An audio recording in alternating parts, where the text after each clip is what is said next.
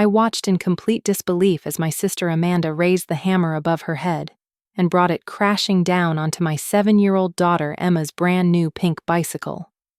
The metallic crunch echoed through my mother's driveway, while Emma's terrified screams pierced the afternoon air. Amanda's face showed no emotion as she delivered another devastating blow to the handlebars. "That should be a lesson for her," she said, coldly, dropping the hammer onto the concrete. My mother, Patricia, immediately stepped forward, crossing her arms defensively. "You shouldn't have bought it for her anyway, Lydia." Instead of exploding in the rage they both expected, I calmly smiled and spoke one sentence that made their faces drain of all color. "Amanda, you just made the biggest mistake of your life. I have the recording." The silence that followed my words was deafening. Amanda's confident smirk vanished instantly, replaced by a look of pure terror. Patricia's mouth fell open as she stared at me with wide, frightened eyes. Emma continued sobbing behind me, clutching the remnants of her destroyed bicycle while trying to understand why her aunt had done something so cruel. "What recording?" Amanda demanded, but her voice cracked with uncertainty. She took a step toward me, her hands trembling slightly. "You're bluffing, Lydia. You've always been a liar." I pulled out my phone and held it up for both of them to see. The recording app was still running, capturing every word of this conversation, just like it had been during countless other family interactions over the past 3 months. "Would you like me to play back last Tuesday's conversation? The one where you confessed to Patricia about deliberately pushing Emma down her basement stairs because, and I quote, 'that kid gets too much attention.'" Patricia gasped and stumbled backward against her car. "Lydia, you can't just record people without their permission. That's illegal. Actually, Mom, in this state, only one party needs to consent to recording a conversation." I consented. I kept my voice steady and calm, even though my heart was racing. "And before you try to grab my phone like you're thinking about doing Amanda, I should mention that I've already uploaded copies to cloud storage and emailed them to my attorney. The truth was, I had started recording these family visits 3 months ago when I first noticed the pattern of bruises on Emma's arms and legs. Every Tuesday and Thursday, I dropped Emma off at Patricia's house while I worked my afternoon shift at the medical clinic. When I picked her up, Emma seemed more withdrawn each time, flinching whenever adults moved too quickly near her. The destroyed bicycle had been Emma's reward for completing 6 weeks of physical therapy after what Patricia claimed was a silly fall down the basement stairs. But I had grown suspicious when Emma whispered that Aunt Mandy had been mad about the attention and pushed really hard. A 7-year-old doesn't typically lie about such specific details. So I had started documenting everything. The recording I mentioned captured Amanda during one of her wine-fueled rants to Patricia, bragging about how she was teaching Emma proper respect and admitting she had deliberately caused the fall. Patricia's response had been encouraging, rather than horrified, telling Amanda that Emma needed to learn her place in the family hierarchy. Amanda lunged toward me, suddenly reaching for my phone with desperate aggression. "Give me that device right now." I stepped back quickly, positioning myself between her and Emma. "Touch me, Amanda, and I'll add assault to the list of charges.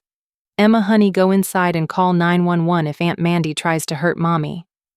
Emma nodded solemnly and ran toward the front door, still clutching a broken piece of her bicycle's pink streamers.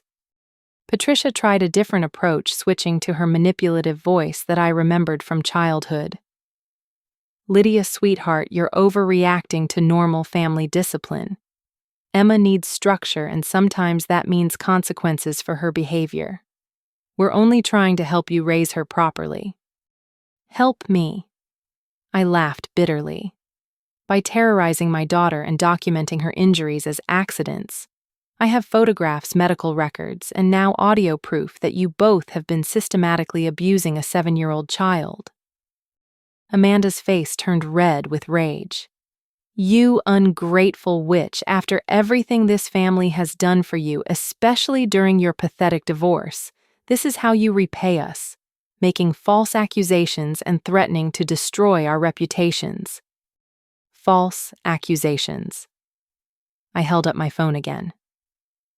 Would you like me to play the recording where you laugh about making Emma so afraid that she wets herself when you raise your voice? Or perhaps the one where you and Mom discuss how to explain away the fingerprint bruises on her upper arms?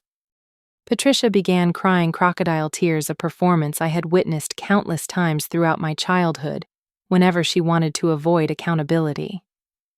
Lydia, please don't involve strangers in family matters. We can work this out privately. I'll talk to Amanda about being gentler with Emma. Gentler. My voice rose for the first time. Mom, she destroyed my daughter's bicycle with a hammer while Emma watched. This isn't about being gentler. This is about protecting my child from people who are deliberately harming her. Amanda crossed her arms defiantly. That spoiled brat had it coming. She was bragging about her fancy new bike to all the neighborhood kids, making them feel bad about their older ones. Someone needed to teach her humility. She's 7 years old. Amanda 7-year-olds get excited about new bicycles. That's normal child behavior, not something that deserves destruction and trauma. I looked at the scattered pieces of pink metal and plastic across the driveway, remembering how Emma's face had lit up when we picked out that bicycle together last weekend. She had chosen every detail carefully, from the white wicker basket to the rainbow-colored spoke decorations. Now it lay in ruins because my sister couldn't tolerate a child's innocent happiness. Both of you need to understand something very clearly. I continued, my voice growing stronger with each word. I have evidence of child abuse, and I'm prepared to use it. Emma will never be alone with either of you again, and if you continue this pattern of behavior, I will file charges and pursue full protection orders. Patricia's tears stopped, immediately replaced by her true, calculating expression. If you pursue this ridiculous accusation, Lydia, you'll lose this family forever. Is that really what you want, to tear apart everything over some childish misunderstanding? I lost this family the day you chose to enable abuse rather than protect an innocent child. I replied. Emma's safety is worth more than preserving toxic relationships. Amanda stepped closer, her voice dropping to a threatening whisper. You have no idea what you're starting, Lydia. No idea at all. But I was done being intimidated by their threats and manipulation tactics.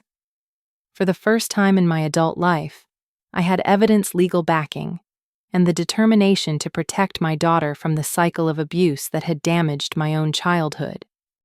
Actually, Amanda, I said with complete confidence, I know exactly what I'm starting. Justice. The word justice seemed to trigger something dangerous in Amanda's expression. Her eyes narrowed to slits, and she clenched her fists at her sides. Justice. You want to talk about justice, little sister. Let's discuss how you've always been the golden child who gets everything handed to her while I get blamed for every problem in this family. Golden child. I stared at her in disbelief. Amanda, you're 34 years old and you've been living off Mom's financial support for the past 2 years while I work 2 jobs to support my daughter as a single mother. Patricia quickly intervened, sensing the conversation was spiraling toward dangerous territory. Girls, please, let's not bring up old grievances.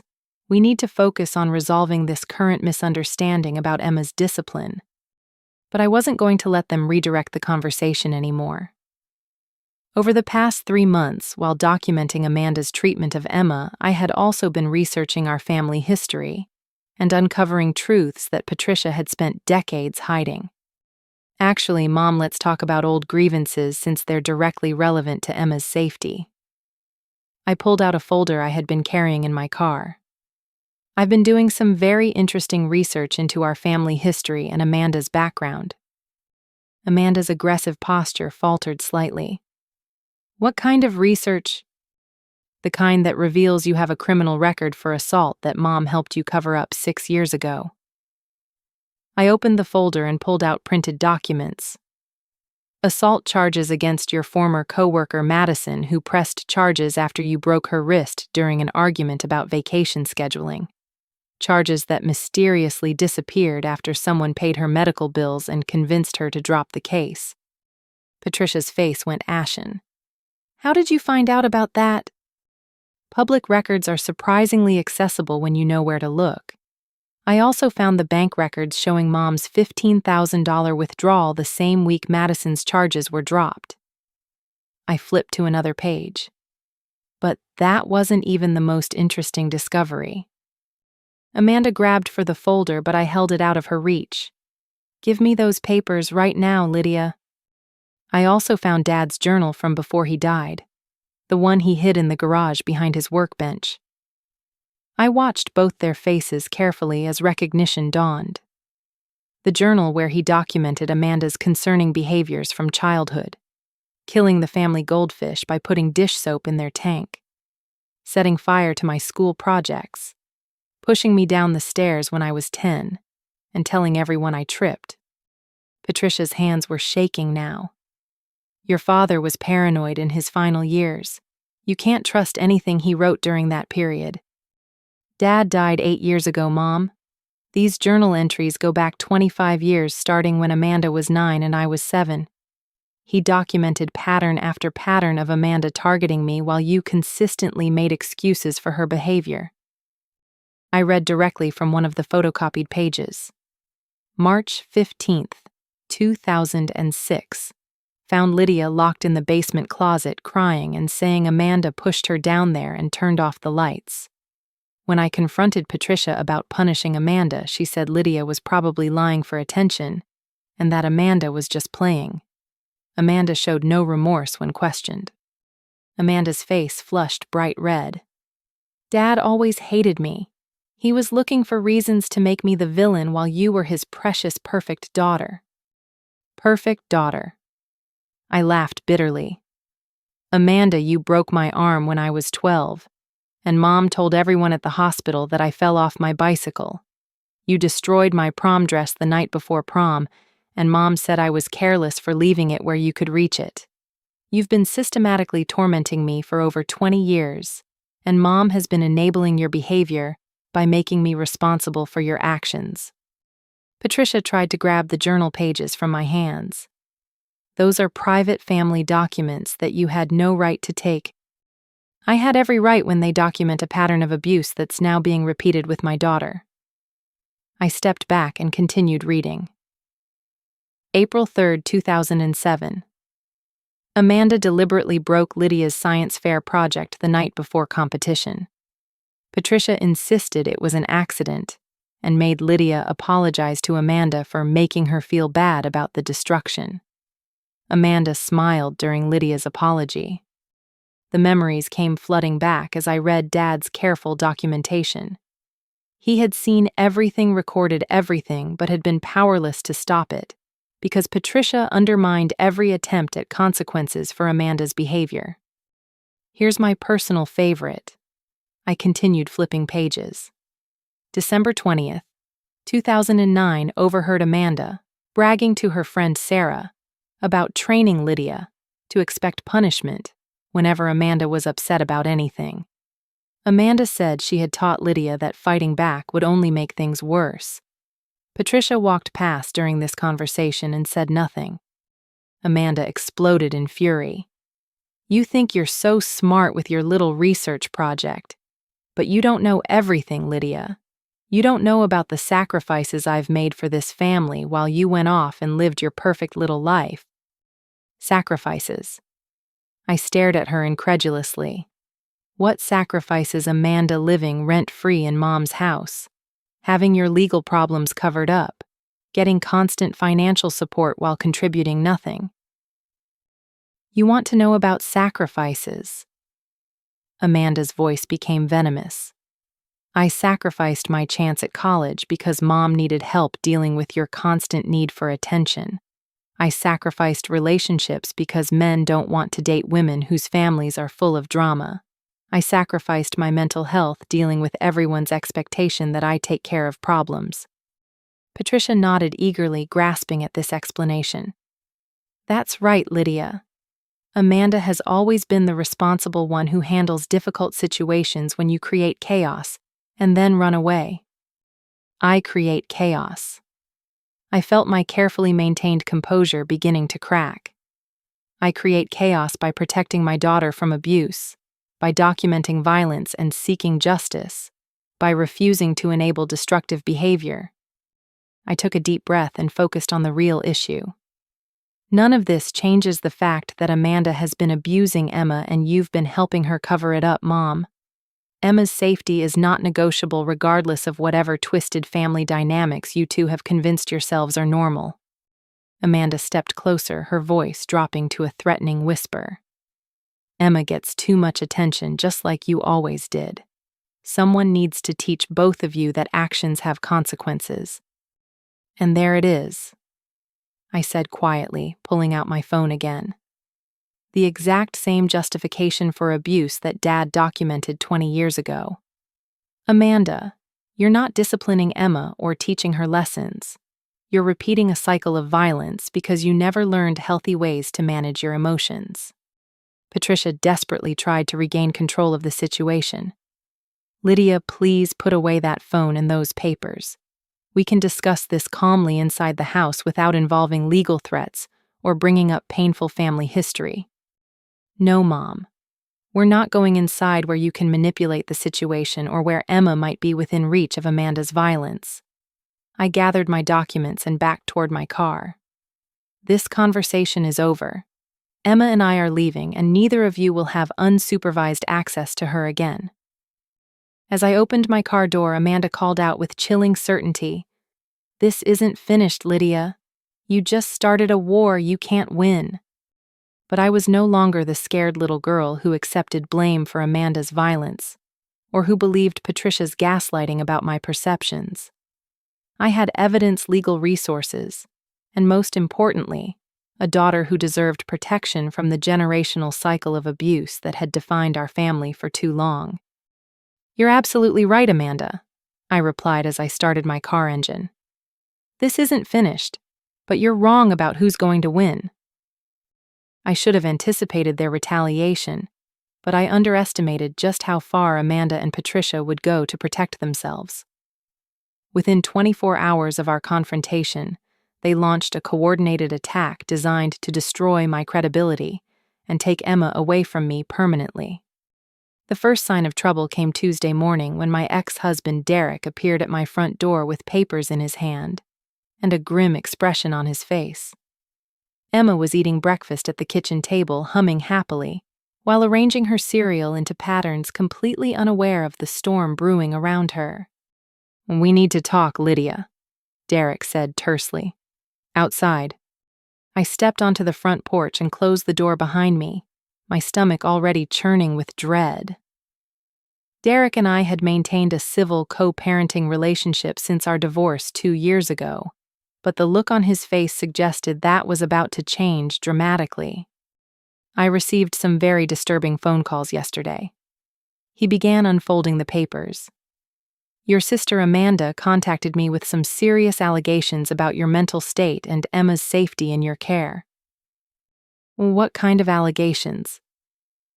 I kept my voice steady, though inside I was reeling. Of course Amanda would target Derek. He was the one person who could legally remove Emma from my custody without a lengthy court process. According to Amanda, you've been exhibiting paranoid behavior, making false accusations against family members, and coaching Emma to lie about injuries you allegedly caused yourself. Derek's voice was cold and professional, the same tone he used during our divorce proceedings. She provided photographs and witness statements suggesting you've been neglecting Emma's basic needs and creating a psychologically harmful environment. I stared at him in disbelief. Derek, you know me. You know I would never hurt Emma or neglect her care. These are fabricated accusations designed to deflect attention from documented abuse. Are they? He held up his phone, showing me several text message conversations. Because Amanda sent me detailed records of concerning incidents going back months. Emma arriving at your mother's house in dirty clothes. Emma telling people that mommy gets angry and breaks things. Emma drawing pictures of violence at school. My hands clenched into fists as I recognized Amanda's manipulative tactics. She was using Emma's innocent comments and normal childhood artwork as evidence against me, twisting them into signs of abuse and neglect. Derek, those are lies, or deliberate misinterpretations of normal situations. Emma's clothes get dirty because she's an active 7-year-old who plays outside. She talks about mommy getting angry because I disciplined her for misbehavior, which is appropriate parenting. And children draw dramatic pictures all the time without it meaning they're witnessing violence. But Derek's expression remained skeptical. What about the medical records Amanda provided showing Emma's frequent injuries under your care, bruises, cuts that fall down the stairs that required physical therapy? Those injuries happened at Mom's house while Amanda was babysitting.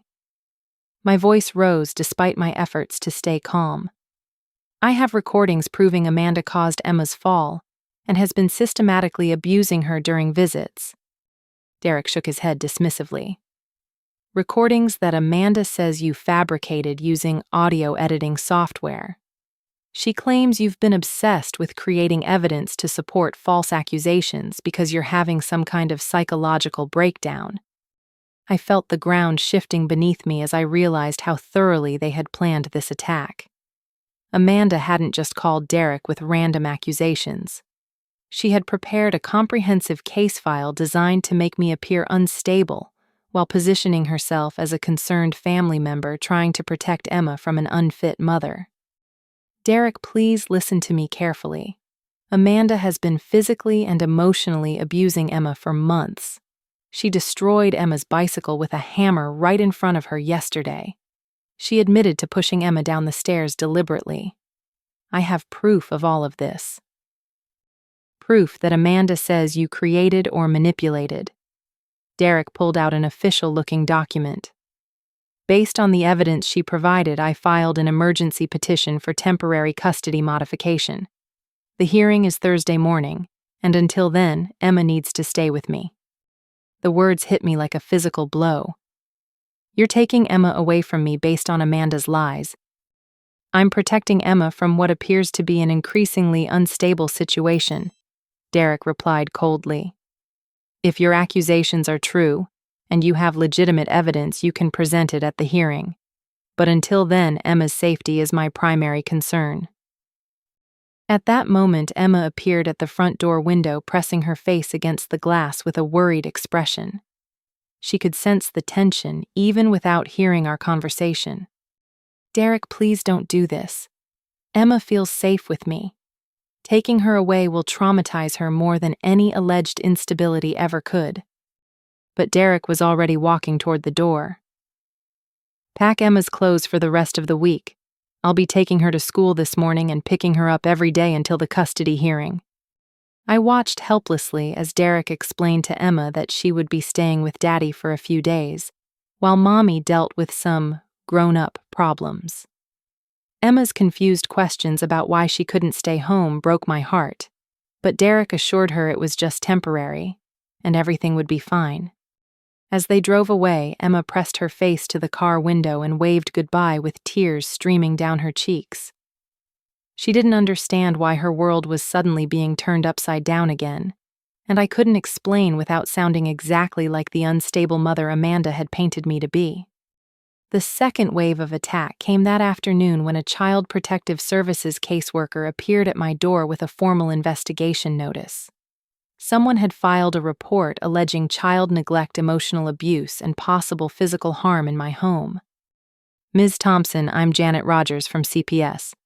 I need to discuss some concerns that have been raised about your daughter Emma's welfare. I invited her inside, grateful that I had always maintained a clean, well-organized home that clearly showed Emma was well cared for. But as Janet explained the allegations, I realized Amanda had anticipated this too. The report alleges that you've been coaching your daughter to make false accusations against family members, using her as a weapon in adult conflicts, and creating an environment of fear and instability. Janet explained as she took notes about my living situation. "Those allegations are false," I replied firmly. "I've been documenting legitimate abuse of my daughter by my sister Amanda, and this CPS report is retaliation designed to discredit me before I can seek legal protection for Emma." Janet's expression remained professionally neutral. "Can you provide documentation of this alleged abuse by your sister?" I showed her the recordings photographs of Emma's injuries medical records and my father's journal entries. But as I presented each piece of evidence, I could see Janet's growing skepticism. "These recordings could be edited or taken out of context," she said after listening to Amanda's confession about pushing Emma down the stairs. "The medical records show injuries, but they don't definitively prove how they occurred. And this journal contains allegations from a deceased person who can't be questioned about their accuracy." I felt my carefully built case crumbling as Janet applied the same doubt that Amanda had planted with Derek. Every piece of evidence could be questioned, dismissed, or reinterpreted when viewed through the lens of an allegedly unstable mother seeking to deflect blame for her own abusive behavior.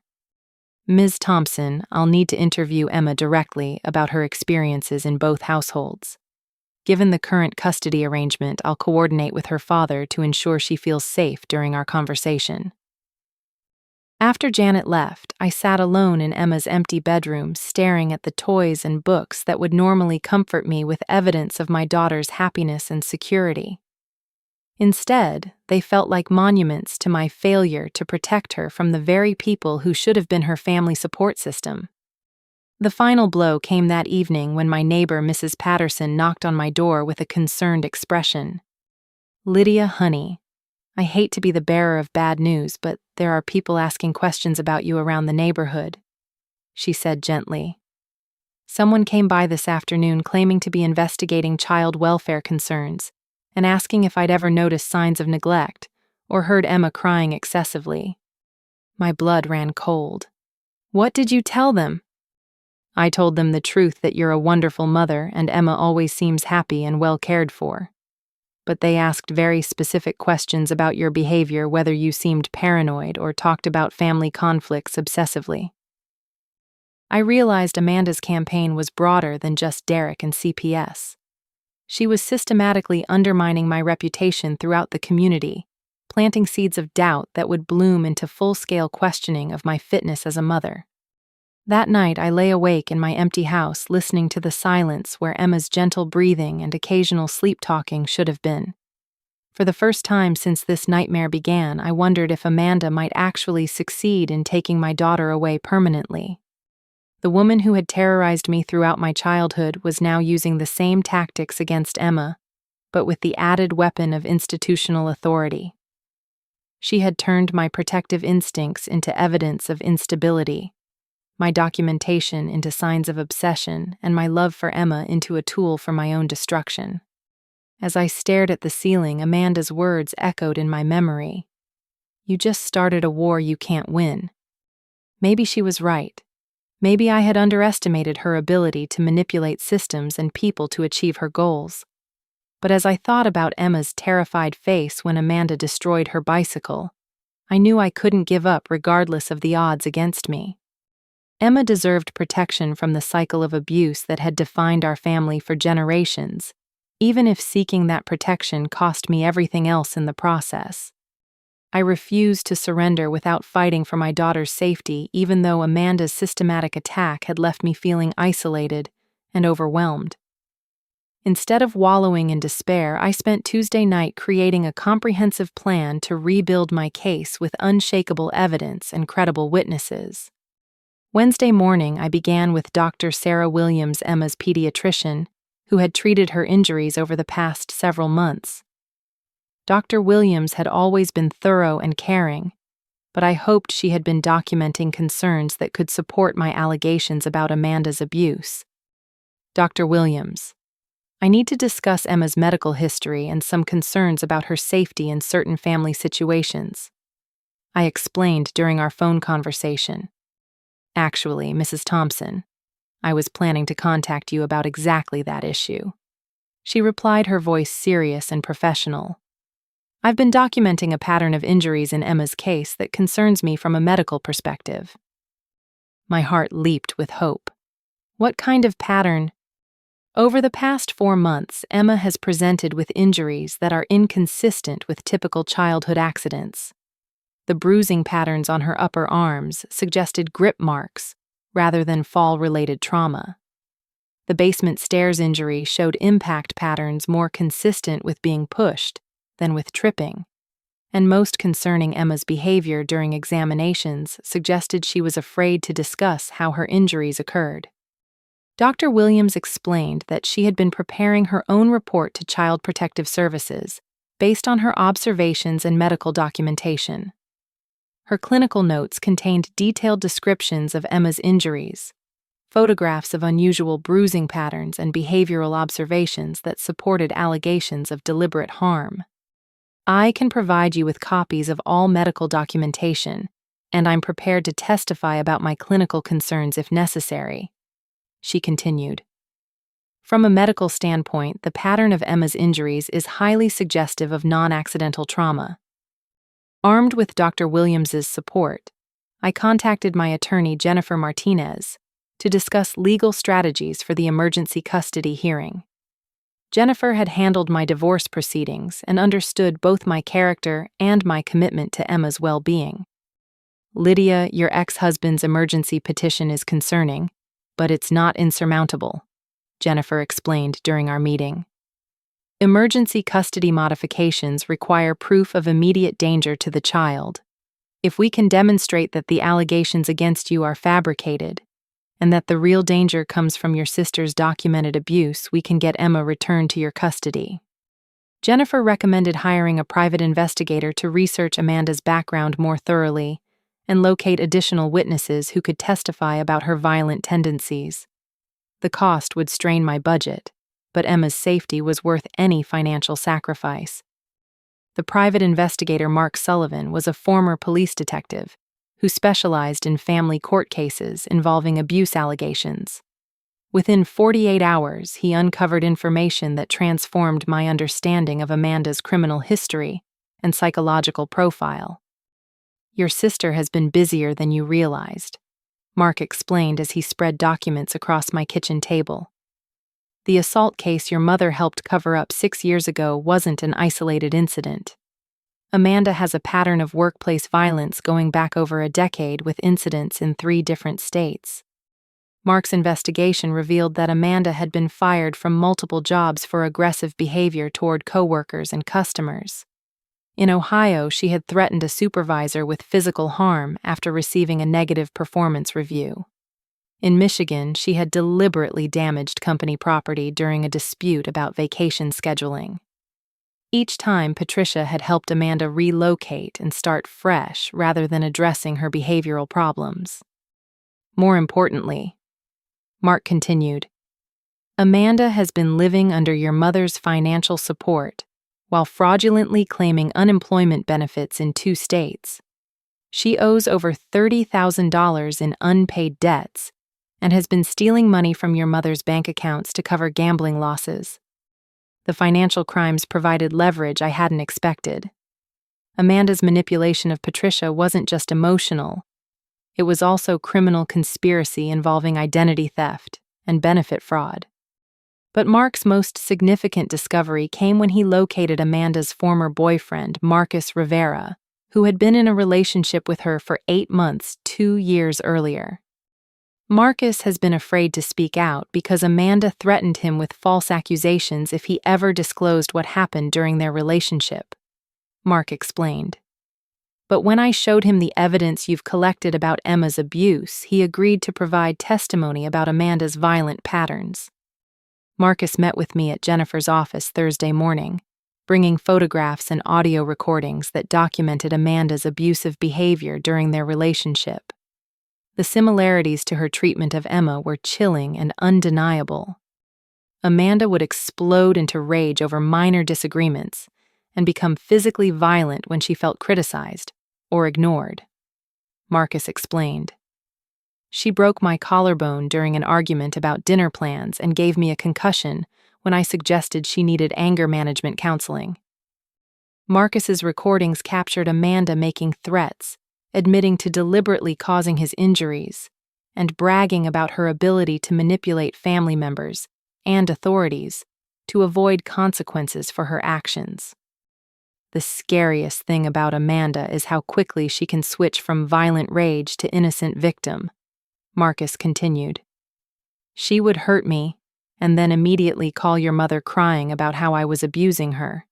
Your mother always believed Amanda's version and offered to help her press charges against me. Marcus's testimony revealed that Patricia's enabling of Amanda's violence extended beyond family relationships into romantic ones.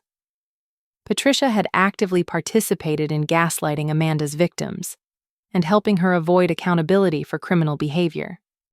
Jennifer's investigation also uncovered Emma's school records, which provided additional evidence supporting my case.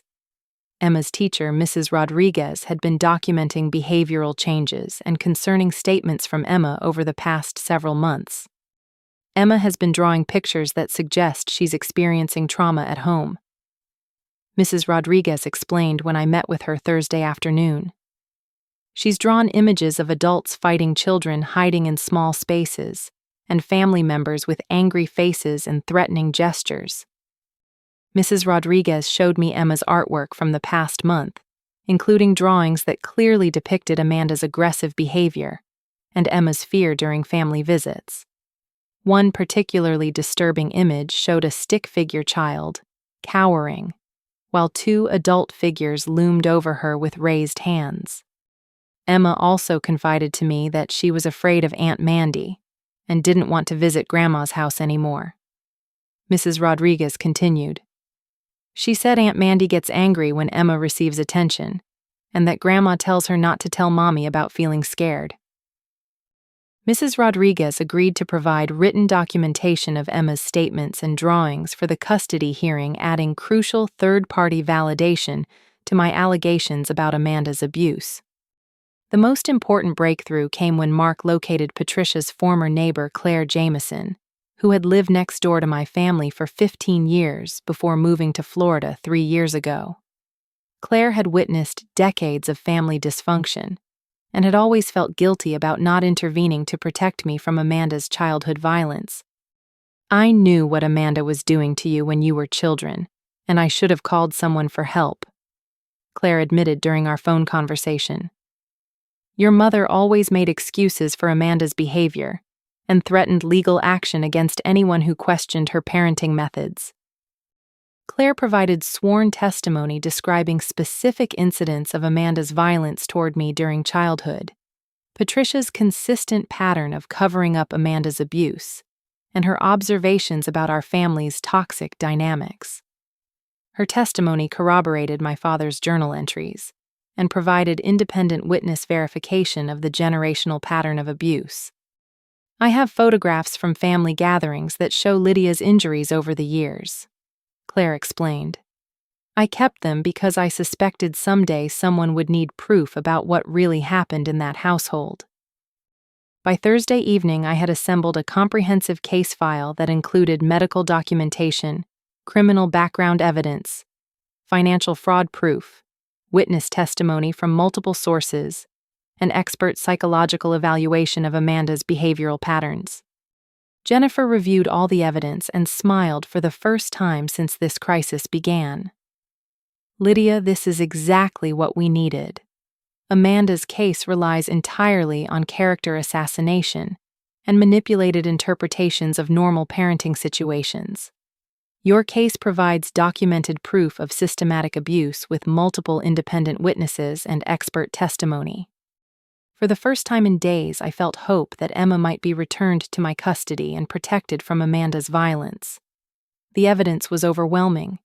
The witnesses were credible, and the pattern of abuse was undeniable to anyone willing to examine the facts objectively. But as I prepared for Friday's custody hearing, Amanda's warning echoed in my memory. This isn't finished, Lydia. You just started a war you can't win. I was about to discover just how far Amanda would go to avoid accountability for her actions, and how deeply her manipulation had infected every aspect of our family's relationships. Friday morning arrived with unexpected developments that would shatter Amanda's carefully constructed web of lies and expose the true extent of her manipulation. I was preparing for the custody hearing when my attorney Jennifer called with urgent news. "Lydia, we need to meet immediately. Mark's investigation has uncovered something that changes everything about your family's dynamics." Jennifer said, her voice tight with excitement and concern. I arrived at Jennifer's office to find Mark Sullivan spreading financial documents and bank records across the conference table. Patricia sat in a corner chair looking defeated and terrified, her usual confident demeanor completely absent. "Your mother contacted me this morning requesting legal representation," Jennifer explained. "She wants to cooperate fully in exchange for immunity from prosecution on federal fraud charges." I stared at Patricia in shock. "Mom, what fraud charges?" Patricia's voice was barely a whisper as she began her confession.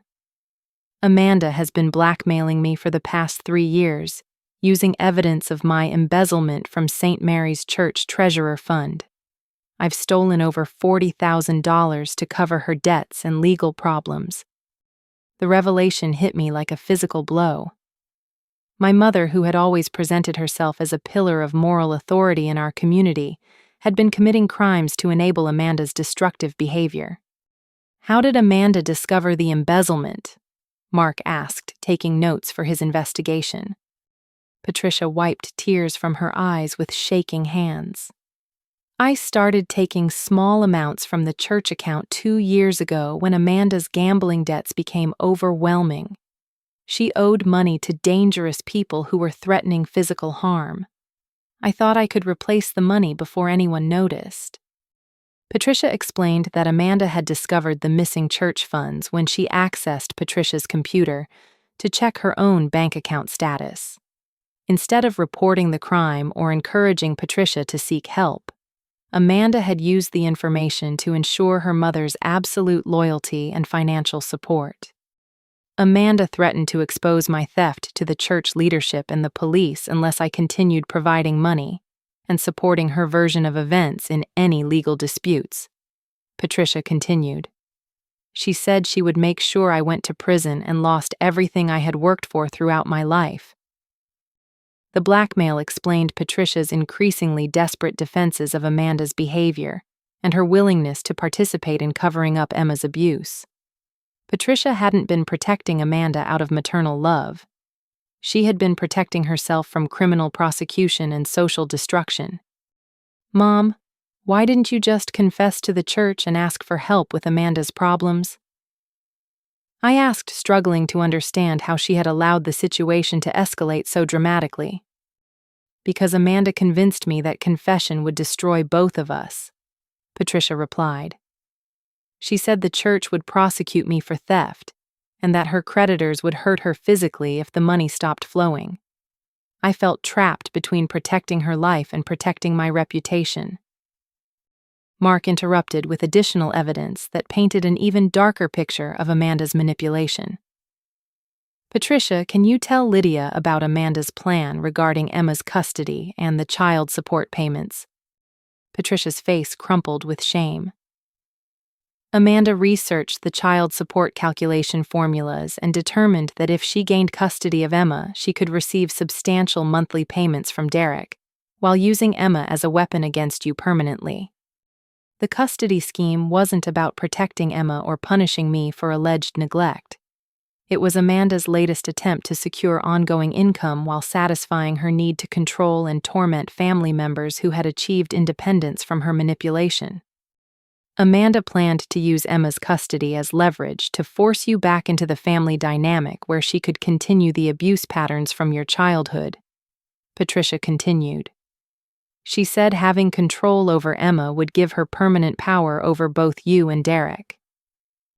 As Patricia detailed Amanda's calculated planning, I realized the bicycle incident had been deliberately orchestrated to provoke a confrontation that would justify her false allegations. Amanda had been waiting for an opportunity to implement her custody plan, and my protective response to Emma's abuse had provided the perfect trigger. Jennifer reviewed the new evidence while Patricia signed formal cooperation agreements. This changes the entire legal landscape, Lydia. Amanda's credibility is completely destroyed, and we now have proof that her allegations were part of a premeditated scheme to commit custody fraud. But the most devastating revelation came when Mark played audio recordings that Patricia had made of Amanda's planning sessions. Patricia had been secretly documenting Amanda's threats and schemes for several weeks, building evidence to protect herself if Amanda's blackmail escalated further. In the recordings, Amanda discussed her research into Emma's psychological vulnerabilities and her plans to use those vulnerabilities to traumatize Emma into compliance with her authority. She bragged about her ability to make children afraid to report abuse, and her success in making me the family scapegoat during our own childhood. The beauty of the system is that everyone expects children to lie and mothers to be hysterical about imaginary threats, Amanda's voice said clearly through the speakers. I can do whatever I want to Emma, and people will blame Lydia for being an overprotective single mother who can't handle normal family discipline. The recordings also captured Amanda's admission that she had been deliberately causing Emma's injuries during babysitting sessions, using techniques that would create maximum pain while appearing accidental to medical professionals. Patricia, Jennifer asked gently, why are you finally willing to expose Amanda's behavior after years of enabling it? Patricia looked directly at me for the first time since her confession began. Because Amanda told me yesterday that she was planning to escalate her abuse of Emma once she gained custody. She said Emma needed to be broken, like Lydia was as a child, and that she was looking forward to having unlimited access to implement her discipline methods. The prospect of Amanda gaining legal authority over Emma had finally forced Patricia to recognize that her enabling was facilitating child abuse rather than protecting family harmony. The same maternal instincts that had driven her to cover up Amanda's crimes were now compelling her to expose them. At that moment, Mark's phone rang with news that would seal Amanda's fate. Amanda has been arrested at Patricia's house on fraud warrants, he announced after ending his call. She was attempting to destroy financial evidence when police arrived with search warrants. Amanda's arrest had triggered a violent outburst that was witnessed by multiple officers and neighbors. Her threats against Emma, me, and Patricia during the arrest process provided final proof of her dangerous instability and violent tendencies. She threatened to hurt Emma in specific ways if she lost the custody case, Mark explained. The threats were detailed enough to justify additional charges for terrorist threatening and child endangerment. Jennifer smiled with satisfaction as she organized our evidence for the custody hearing. Amanda's credibility is completely destroyed, and Derek will be forced to acknowledge that his emergency petition was based on fabricated evidence. Emma will be returned to your custody with full protection orders against Amanda. As we prepared to leave for court, Patricia approached me hesitantly. Lydia, I know I can never undo the damage I've caused by enabling Amanda's abuse of you and Emma, but I want you to know that I'm committed to making whatever amends are possible and ensuring Emma is protected from future harm. I looked at my mother, seeing her clearly for the first time without the lens of childhood fear and adult resentment. She was a broken woman who had made terrible choices, but she was finally ready to prioritize Emma's safety over protecting herself from consequences. Mom, the most important thing you can do now is testify honestly about everything Amanda has done and everything you've witnessed. I replied, Emma deserves the truth, and she deserves protection. As we walked toward the courthouse, I felt the weight of generational trauma beginning to lift from my shoulders. The cycle of abuse that had defined our family for decades was finally being broken through truth-telling accountability and the courage to prioritize child welfare over adult comfort. Amanda's reign of terror was about to end, but more importantly, Emma's future was about to be secured by people who truly loved her enough to fight for her protection. The emergency custody hearing that Friday morning became the culmination of weeks of careful investigation and the final exposure of Amanda's systematic manipulation. As Jennifer and I entered the courthouse, I felt both nervous anticipation and determined confidence that Emma's safety would finally be prioritized over family loyalty and adult convenience. Derek arrived with his attorney, clearly expecting to argue for continued emergency custody, based on Amanda's allegations about my mental instability and Emma's supposed danger in my care. However, his expression changed dramatically when Jennifer presented him with copies of our evidence file before the hearing began. "Derek, you need to understand that Amanda's allegations were part of a deliberate scheme to gain custody of Emma for financial purposes," Jennifer explained as Derek reviewed the documents with growing shock and horror. Derek's face went pale as he read Amanda's recorded admissions about deliberately causing Emma's injuries and her plans to escalate the abuse once she gained legal custody. His hands shook slightly as he listened to audio clips through Jennifer's headphones. "I had no idea," Derek whispered, his voice filled with self-recrimination and fear. "Amanda was so convincing with her evidence and her concern for Emma's welfare. She showed me photographs and provided detailed documentation that seemed legitimate. Amanda is an experienced manipulator who has been perfecting these tactics for decades," I replied, feeling sympathy for Derek despite his role in temporarily separating me from Emma. "She fooled medical professionals, social workers, and community members. You're not the first person to fall for her performance." Derek immediately contacted his attorney to withdraw the emergency custody petition and request Emma's immediate return to my primary custody. His cooperation and acknowledgement of Amanda's deception would be crucial for establishing Emma's safety and preventing future manipulation attempts.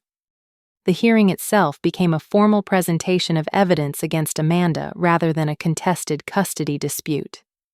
Judge Margaret Foster reviewed our comprehensive documentation while Derek testified about how Amanda had manipulated him into filing the emergency petition. Dr. Williams provided medical testimony about the pattern of non-accidental trauma in Emma's case and her clinical concerns about deliberate abuse. Her professional credibility and detailed documentation were impossible to dismiss or reinterpret.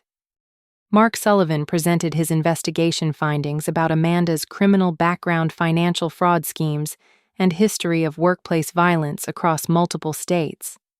The scope of Amanda's deceptive behavior painted a clear picture of someone capable of elaborate manipulation and systematic abuse. Most powerfully, Patricia testified about Amanda's blackmail scheme, the custody fraud plot, and her recorded admissions about deliberately harming Emma. Patricia's cooperation as a prosecution witness destroyed any remaining credibility Amanda might have retained. "Your Honor," Jennifer concluded, "this case represents a clear example of systematic child abuse being covered up through manipulation of legal systems and family loyalties. Emma's safety requires not only her return to her mother's custody, but also comprehensive protection from future contact with the perpetrator." Judge Foster reviewed all evidence carefully before rendering her decision. "Based on the overwhelming documentation presented to this court, I find that the emergency custody petition was based on fabricated allegations designed to facilitate further abuse of the minor child Emma Thompson. The judge ordered Emma's immediate return to my primary custody, granted comprehensive restraining orders preventing Amanda from any contact with Emma, and referred Amanda's case to the district attorney for prosecution of fraud and child endangerment charges.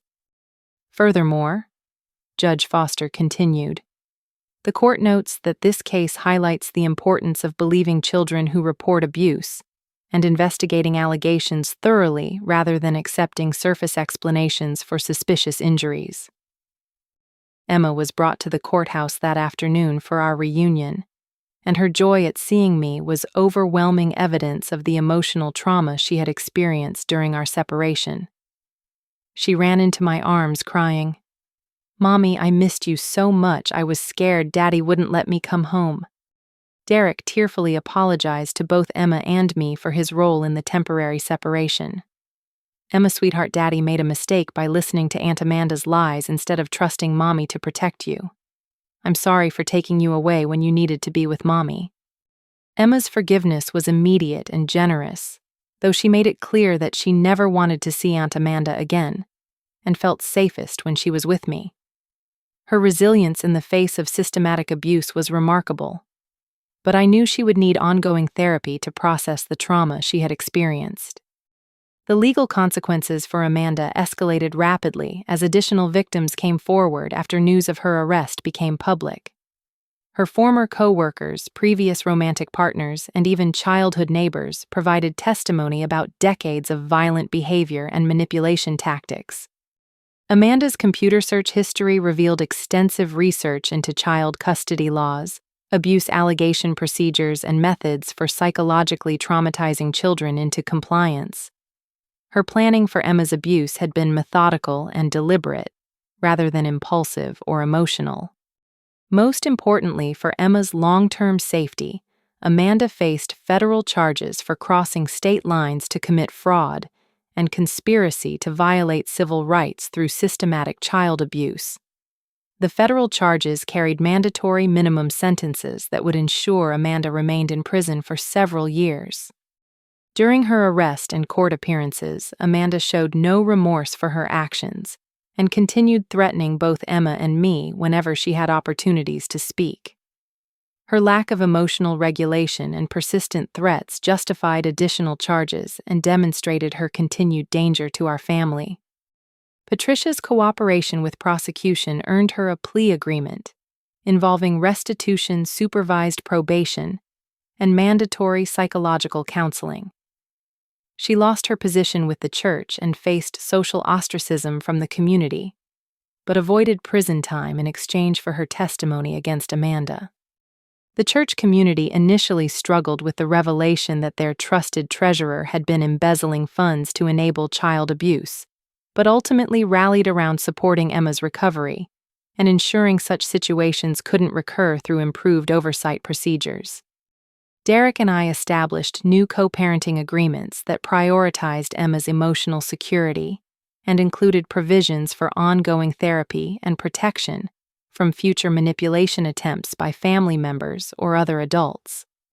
Emma's school implemented additional training for teachers about recognizing signs of abuse and created protocols for supporting children who report family violence.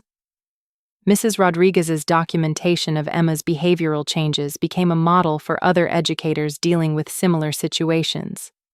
Dr. Williams enhanced her practice procedures for documenting suspicious injuries and implemented systematic screening for domestic and family violence during pediatric appointments. Her medical testimony in Emma's case inspired other healthcare providers to take more active roles in child protection. As autumn turned to winter, Emma's healing progressed steadily through therapy art projects that helped her process traumatic experiences and the security of knowing she was safe in our home. Her nightmares decreased, her social confidence returned, and she began trusting other adults again. Most importantly, for our long-term healing, Emma understood that the abuse she experienced was not her fault, and that her reports of Amanda's violence had been truthful and important for her protection. She learned that speaking up about abuse is brave rather than troublemaking, and that adults who truly care about children will believe and protect them. The destroyed pink bicycle had been replaced by a beautiful blue one that Emma chose specifically because it represented her new beginning and her favorite color for fresh starts. But more than any material replacement, Emma had gained the knowledge that she was worthy of protection and surrounded by people committed to her safety and happiness. Amanda's conviction and sentencing provided closure and security, but the real victory was Emma's recovery and our family's commitment to breaking the generational cycle of abuse that had damaged too many lives for too many years. Justice had been served not just through legal proceedings but through truth-telling accountability and the courage to prioritize child welfare over adult comfort and family loyalty. 6 months after that terrifying afternoon when Amanda destroyed Emma's bicycle with a hammer, I sat in our backyard watching my daughter race around our garden on her bright blue replacement bike, her laughter echoing through the spring air. The transformation in both our lives felt miraculous, though I knew it had been achieved through hard work, courage, and the support of people who truly cared about Emma's well-being. Emma had not only healed from her physical injuries, but had developed a confidence and resilience that amazed everyone who knew her. Her therapy sessions with Dr. Patricia Henley had provided her with tools for processing trauma and expressing her emotions safely. Emma created beautiful artwork that depicted her journey from fear to security, with vivid images of protection, love, and family healing. The blue bicycle had become more than just transportation. It represented Emma's new beginning and her reclaimed joy in simple childhood pleasures. She had chosen blue specifically because it was the color of sky and freedom, and watching her ride freely without fear of someone destroying her happiness brought tears of gratitude to my eyes regularly. Emma's relationship with her father Derek had strengthened considerably as he worked to rebuild trust and demonstrate his commitment to her protection. Derek attended his own therapy sessions to understand how he had been manipulated and to ensure he could recognize and resist similar tactics in the future. Daddy learned that he should always listen to Emma and Mommy first before believing other people's stories. Emma explained to her friend Sarah during a playdate last week. Now he knows that Mommy always tells the truth about keeping me safe. Derek and I had developed our best co-parenting relationship ever built on shared commitment to Emma's security and open communication about potential threats to her well-being. He regularly attended Emma's therapy sessions and school events, demonstrating consistent presence and support for her healing process. My own healing journey had been equally transformative, though more complex due to decades of gaslighting and abuse from Amanda and enabling from Patricia. Through intensive therapy with Dr. Rebecca Morgan, I had learned to recognize manipulation tactics, trust my own perceptions, and set healthy boundaries with family members. You broke a generational cycle of abuse that could have continued indefinitely if you hadn't found the courage to document Amanda's behavior and seek protection for Emma. Dr. Morgan reminded me during our sessions. That kind of systemic change requires tremendous strength and determination. I had channeled my experience into advocacy work with the Children's Safety Network, helping other parents navigate Child Protective Services investigations and family court proceedings when abuse allegations arose. My story provided hope and practical guidance for parents facing similar situations of family betrayal and institutional manipulation. Speaking at workshops and support groups about recognizing and documenting family abuse had become deeply meaningful work that transformed my trauma into tools for protecting other children. Parents often approached me after presentations saying my story had given them courage to report suspicious injuries or concerning behaviors they had been afraid to address. Your willingness to share such personal and painful experiences helps other mothers trust their instincts and prioritize their children's safety over family loyalty, said Maria Santos, director of the Children's Safety Network. That kind of advocacy saves lives and prevents years of continued abuse. The destroyed pink bicycle had been transformed into a powerful symbol rather than a source of traumatic memories. Emma and I had created a garden sculpture from the broken pieces, painting them in bright colors and arranging them into an artistic representation of resilience and renewal.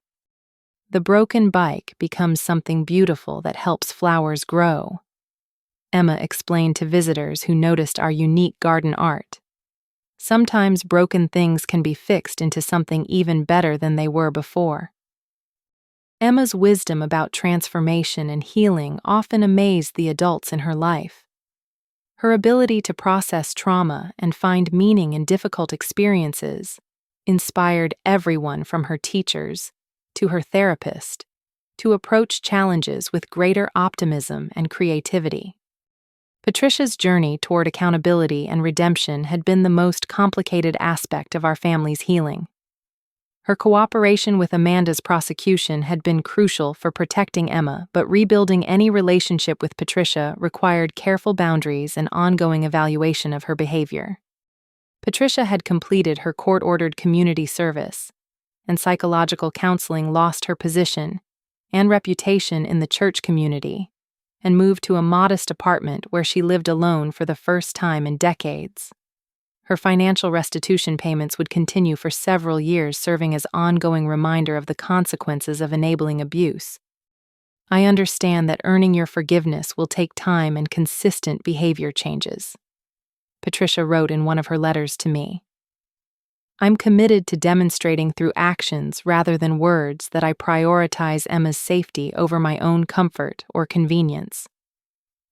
Patricia's supervised visits with Emma occurred monthly in therapeutic settings where Dr. Henley could monitor their interactions and ensure Patricia was developing healthy relationship patterns.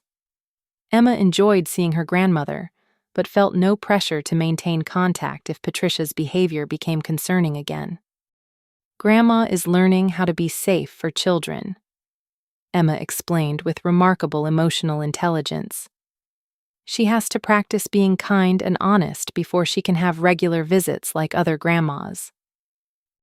Amanda's imprisonment had provided the security and peace necessary for our family's healing, though I remained vigilant about potential future threats.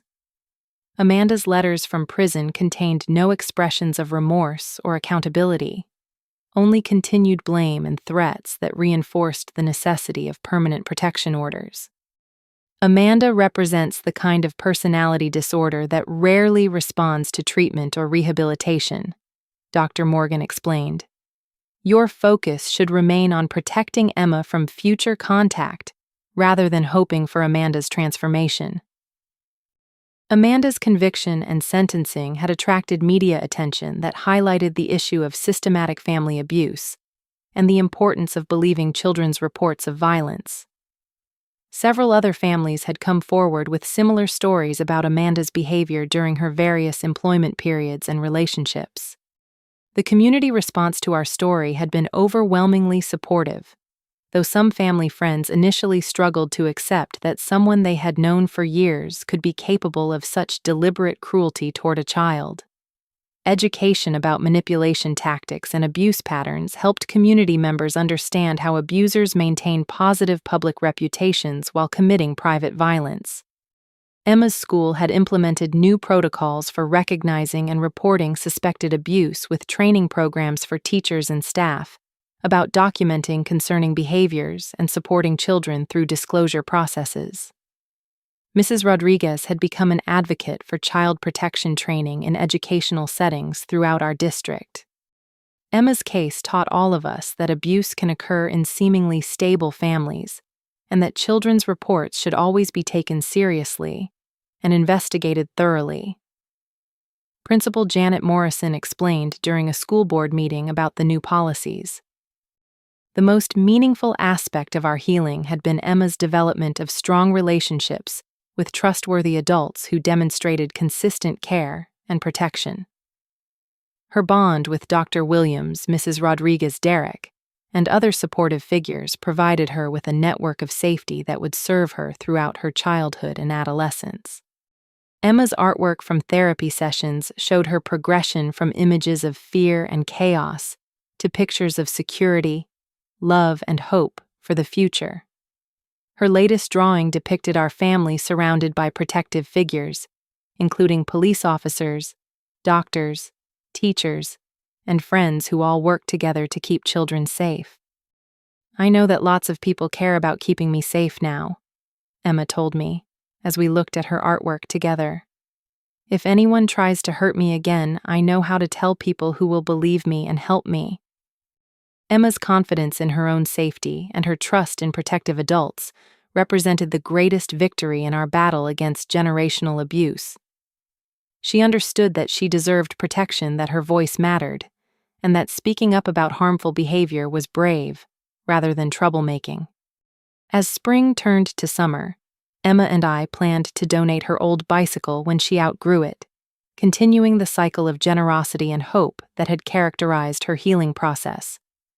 She wanted to include a letter with the donation explaining that the bicycle represented fresh starts and new opportunities for joy.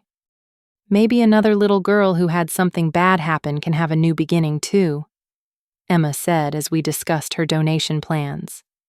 Everyone should get to have something special that makes them happy and safe. Our story had taught us that breaking cycles of abuse requires tremendous courage, but the results create lasting safety and healing that extends far beyond individual families. Emma's protection had been worth every difficult conversation, legal proceeding, and relationship sacrifice involved in challenging Amanda's behavior and exposing Patricia's enabling. Most importantly, Emma's future was now secure in ways that my own childhood never had been. She would grow up knowing that adults who truly love children will fight for their protection, that her voice deserves to be heard and believed, and that she has the strength to overcome any challenges that life might present. The destroyed pink bicycle had become a symbol of transformation, rather than trauma, representing our family's journey from fear to safety, from silence to truth-telling, and from generational abuse to generational healing. As I watched Emma racing through our garden on her blue bicycle, her face radiant with joy and confidence, I knew that every sacrifice had been worthwhile to secure her freedom to be a happy, protected child who could trust the adults in her life to prioritize her well-being above all other considerations.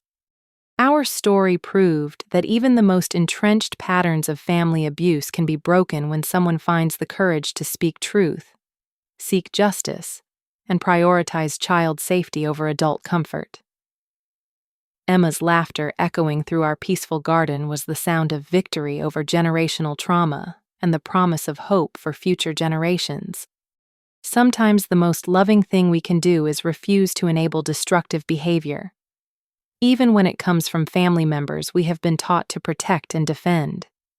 Truth-telling and boundary setting may cause temporary pain, but create lasting safety and healing that benefits everyone, especially the most vulnerable members of our families. Has your family ever experienced situations where protecting a child meant challenging family loyalty expectations? How did you find the courage to speak up when adults you trusted were causing harm to someone you loved? Have you ever had to choose between maintaining family relationships and ensuring a child's safety? I would love to hear your thoughts and experiences in the comments below. Your stories of courage and protection might provide hope and guidance for other parents facing similar challenges. If this story resonated with you, or helped you understand the importance of believing children's reports of abuse, please like this video and subscribe for more content about family healing and child protection. Thank you so much for taking this journey with Emma and me.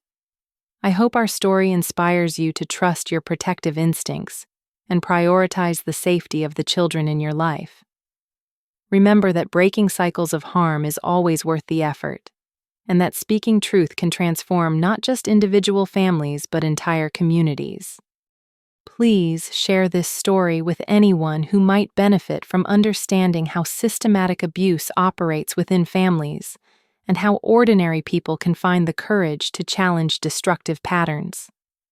Together, we can create a world where every child feels safe, protected, and valued by the adults in their lives. Until next time, may you find the strength to protect those who cannot protect themselves, and may you always choose truth and safety over convenience and family loyalty when the well-being of children is at stake.